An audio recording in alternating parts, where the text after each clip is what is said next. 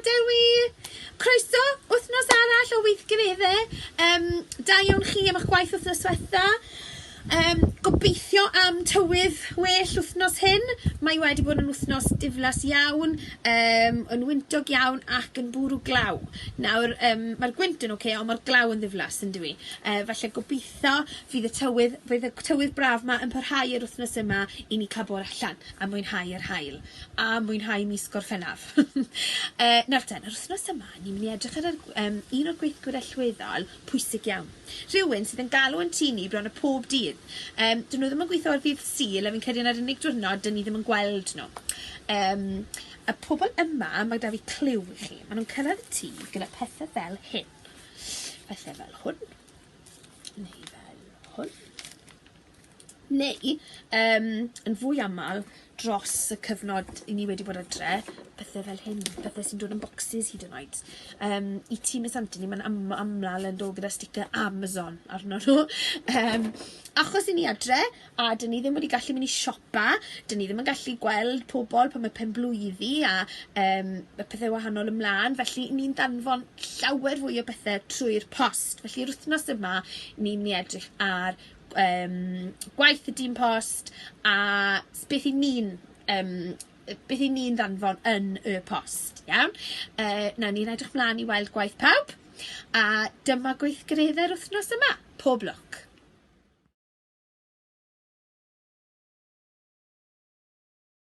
Mae 2 dasg mathemateg yr wythnos yma. Un ar rhifau, blychau post ar rhifau 1 i 10 arnyn nhw, ac yna mae'n 10 amlen. A mae pob amlen yn cynrychioli un o'r rhifau mwyn cyfateb i'r blychau post. Nawr, mae angen i chi edrych yn ofalus ar yr ymlenni. Mae rhai gyda llinellau, chi cael cyfri sawl llinell. Mae rhai gyda busedd, chi cael cyfri sawl bus. Mae rhai gyda llun o niwmicon mwyn cyfateb. Felly mae rhaid edrych yn ofalus ar yr ymlenni mwyn cyfateb at pob blwch post. Mae fyny i chi, allwch chi wneud rhifau 5 neu 10, os ych chi moyn. Allwch chi ddefnyddio, torri nhw mas a defnyddio nhw fel gêm cyfateb, neu glido nhw ar bapur mwyn cadw. Mae lan i chi. Yna mae yna dasg arian, ac ar y dasg arian yn wedi prynu stamp. Iawn, neu gwerth y stamp. Beth yw pris y stamp? Mae yna sawl stamp ar y daflen gyda pennau anifeiliaid, ac wrth ochr pob stamp mae cynogau. Mae angen i chi gyfri sawl ceiniog i weld beth yw pris y stamp. Ar ôl i chi gyfri, felly os mae 5 ceiniog i gael, chi'n rhoi 5 C ar y stamp, iawn? Ac yna mae her ar y gwylod ble mae rhaid i chi edrych ar y stamp a rhoi nifau cywir o geunogau eich hunain i gyfateb pris sydd ar y stamp. Pob lwc.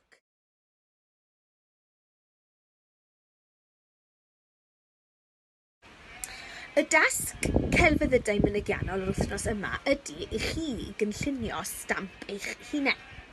Nawr, fel wedwn ni y mathemateg, mae rhaid cael stamp mwyn ddanfon llythyr. Ac ar stamp fel arfer, dim ond pen person i chi'n gweld. Pen person enwog fel arfer, neu rhywun o hanes, rhywun pwysig. A dwi eisiau chi i creu stamp eich hunain. Yn y dasg mathemateg, dwi wedi penderfynu rhoi pennau anifeiliaid gwahanol ar y daflen mathemateg.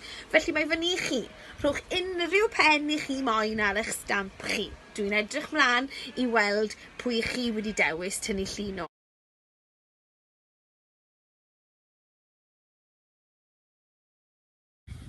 Yn iaith yr wythnos yma, da ni eisiau chi i greu cerdyn post eich hunain. Iawn. Nawr, mae yna templed i gael, ond os ych chi moyn, gallwch chi, yn lle printo'r templed, gallwch chi defnyddio darn o bapur a torri fe siap cerdyn post a defnyddio'r ddwy ochr. Okay? Nawr ten, ar yr mat o weithgareddau, mae yna link i gael.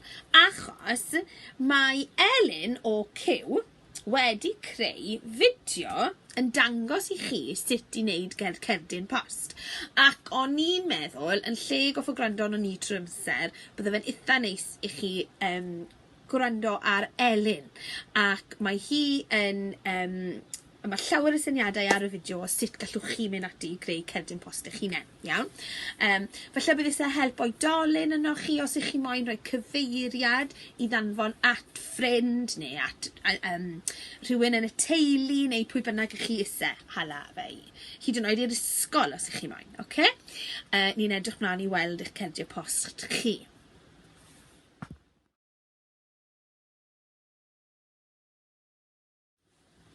Yn iechyd a lles, mae Miss Davies wedi creu fideo byr i chi cael edrych yno. Ni'n mynd i edrych ar sgiliau tennis yr wythnos yma. Mae amser na flwyddyn ble bydden ni mas yn ymarfer sgiliau tennis. Nawr ten, fel mae'n gweud ar y mat, does dim angen poeni os nag oes raced tennis gyda pawb a pel, iawn? Dyn ni ddim eisiau bawb i fy mas i brynu nhw. Gallwch chi ddefnyddio ffreipan os mae un da chi adre, a falle os nag oes pel gyda chi, rholio par o hosanau gyda'i gilydd, iawn? A gallwch chi ddefnyddio rheini mwyn fel raced a pel, iawn? Pob lwc i ni'n, falle gallwch chi wneud fideos o eich hunain, neu tynnu lluniau o chi'n wneud y sgiliau tennis a danfon nhw ato ni. Ni'n edrych mlaen i weld nhw.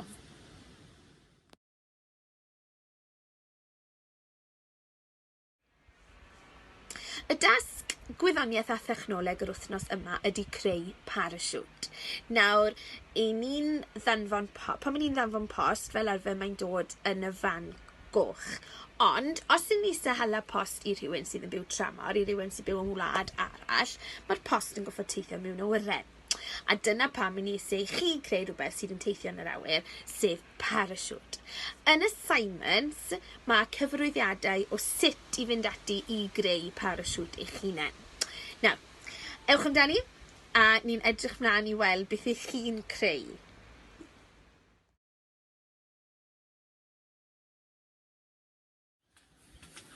Nawr te, llythyren yr wythnos yma ydy y llythyren olaf yn yr wyddor. Ac mae cliwiau, mae'r rhagor o gliwiau da fi. Mae hwn yn dechrau gyda'r llythyren yma.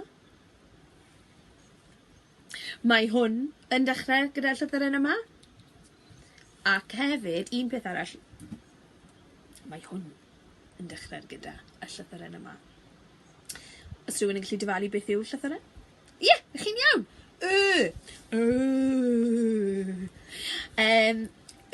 Am ysbryd. Am ysglym. Ac am ymbarel. Gobeithio fi ddim eisiau hwn yn ni wythnos hyn. Dim ond i atal yr haul yn lle y glawdd. Gallwch chi edrych yn y geiriadur. Ac achos mae'r llythyren olaf yn y wyddor, gallwch edrych yn y cefn, achos y llythyren olaf. Nawr ten, a dyma ni. Rhestr o bethau sydd yn dechrau gyda yr ysgol. A mae'r ddau fath o ysgol yn does. Mae ysgol yn ni'n galw ble ni'n mynd i ddysgu. Ac hefyd, yr ysgol yn ni'n dringo i fynd lan y ben y to, neu mynd lan i'r atig yn tu ni yn aml. Felly, gallwch edrych, mae ysgwydd, ystafell fyw, ystafell ymolchi, ystafell wely, ysglym fel welon ni. A edrych mlaen i weld bod chi'n ymarfer, ysgrifennu geiriau, ac hefyd rhai yn ysgrifennu brawddegau. Gwych, da iawn chi. Mae'n hyfryd gweld eich gwaith chi llythyren yr wythnos, pob wythnos.